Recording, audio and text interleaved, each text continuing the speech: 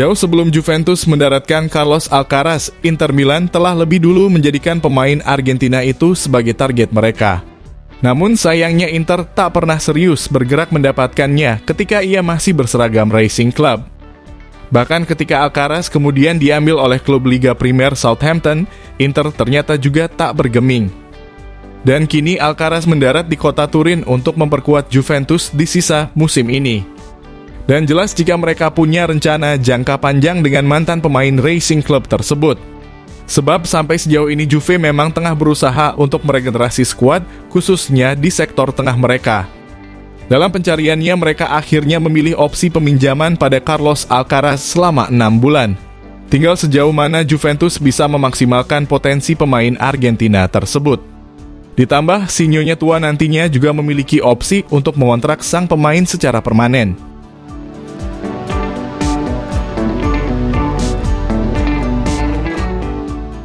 Pada April 2021, ada 12 klub besar Eropa yang meluncurkan proyek kontroversial bernama Liga Super Eropa.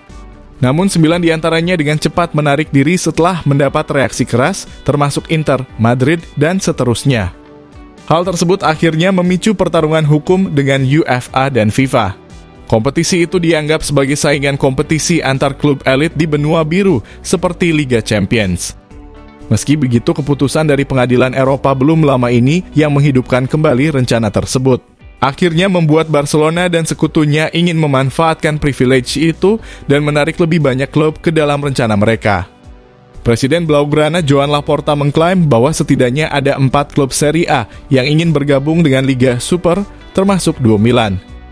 Ia juga mengiming-imingi setiap peserta yang ikut bakal mendapat keuntungan yang lebih dari Liga Champions. Sebuah proposal telah dibuat untuk klub yang berpartisipasi di kompetisi ini. Anda bisa bilang mereka akan mendapatkan 100 juta euro yang bahkan tak akan Anda peroleh dengan memenangkan Liga Champions sekalipun. Klub yang sudah menunjukkan minatnya sekarang adalah Barcelona, Madrid, Milan, Napoli, Inter, Roma, dan seterusnya. Ungkap bos Barcelona tersebut.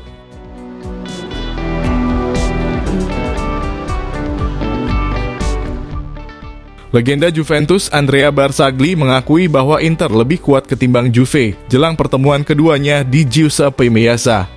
Si nyonya tua bakal melakoni partai bertajuk Derby d'Italia yang wajib mereka menangkan demi menjaga asa meraih Scudetto di musim ini. Juve kini berada di peringkat kedua klasemen sementara Serie A dengan ketertinggalan 1 poin dari Inter yang punya 1 laga tunda. Meski begitu, ia mengatakan bahwa selisih keduanya tipis dan Juve punya kekuatan dari para pemain mudanya. Sedangkan Inter lebih mengandalkan pemain yang jauh lebih berpengalaman. Di samping itu, pilar utama Juve yakni Federico Gatti juga mengakui bahwa Lautaro Martinez dan Marcus Thuram memang sosok yang berbahaya. Lautaro dan Thuram adalah 2 striker yang sangat kuat dan sulit untuk dikawal. Mereka saling melengkapi meski memiliki karakteristik berbeda.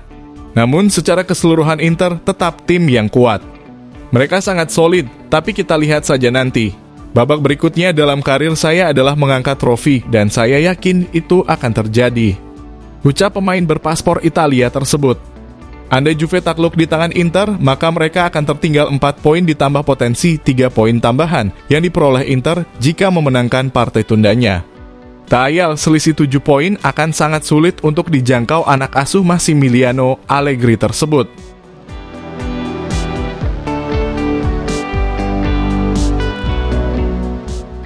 Pujian langsung dilontarkan arsitek Milan Stefano Pioli tentang sosok super sub mereka, yakni Luka Jovic.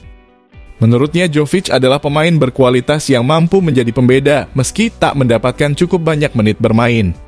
Jovic adalah pemain yang bisa menjadi pembeda. Dia mungkin memang tidak mendapatkan banyak menit bermain di lapangan, tetapi ia mampu memanfaatkan sebaik mungkin kesempatan yang dimilikinya. Ucap mantan arsitek Inter dan Fiorentina tersebut.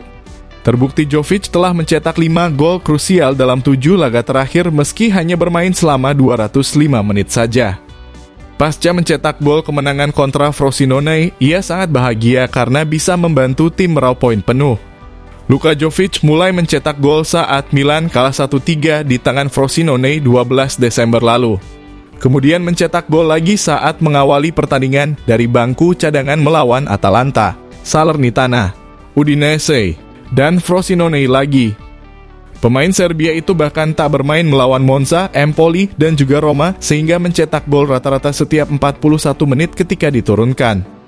Melihat performa Jovic yang kian menanjak, Il Diavolo Rosso juga memiliki opsi untuk memperpanjang kontraknya selama 3 musim dan Fiorentina pun bakal menerima bagian yang besar dari biaya penjualannya. Rentetan performa ini mungkin cukup untuk meyakinkan Milan agar tetap mempertahankan Jovic yang baru saja berusia 26 tahun pada Desember lalu.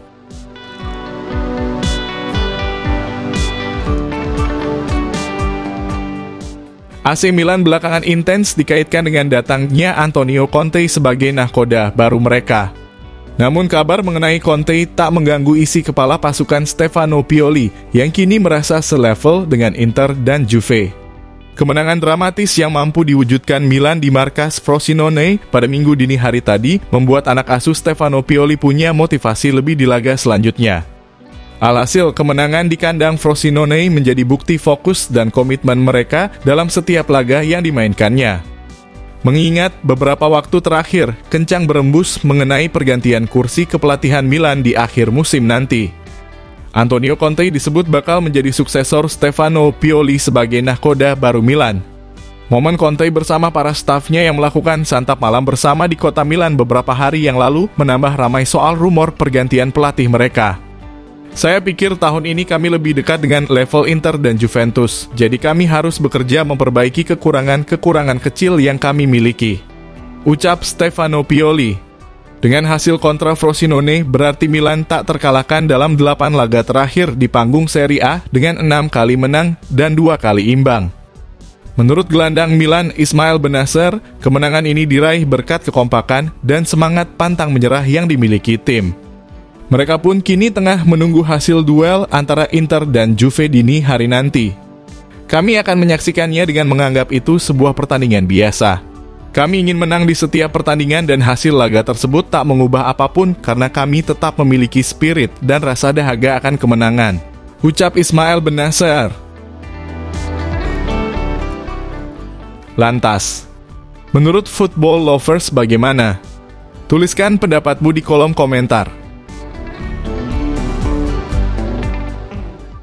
Jika kalian setuju dengan video ini, bisa share ke media sosialmu, agar teman-teman kalian juga tahu.